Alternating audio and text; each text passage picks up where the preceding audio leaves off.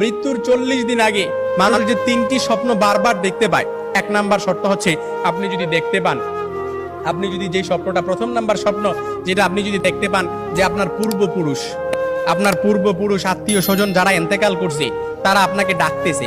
তারা আপনাকে ডাকতেছে, হাহাকার করতেছে, তাদের কাছে চলে যাওয়ার জন্য ডাকতেছে, কিংবা তাদেরকে বেশি বেশি স্বপ্ন দেখতেছেন, তখন মনে করবেন যে আপনার মৃত্যুর সময় ঘনিয়ে এসেছে। তবে এটাই যে খুব একেবারে বুঝার বিষয় এরকম কিন্তু নয়, কিছু বিষয় রেয়ার থাকতে পারে। তখনই আপনি আল্লাহর কাছে সাহায্য প্রার্থনা করবেন, আল্লাহর কাছে বেশি বেশি ক্ষমা চাইবেন। দ্বিতীয় নাম্বার যে স্বপ্নটা, সেটা হচ্ছে আপনি যদি স্বপ্নে দেখেন যে আপনার বুক থেকে একটা পাখি বের হয়েছে আর এটা ছটফট করতে করতে আসমানের দিকে চলে গেছে, সাইয়েদনা আলী রাদিয়াল্লাহু তাআলা থেকে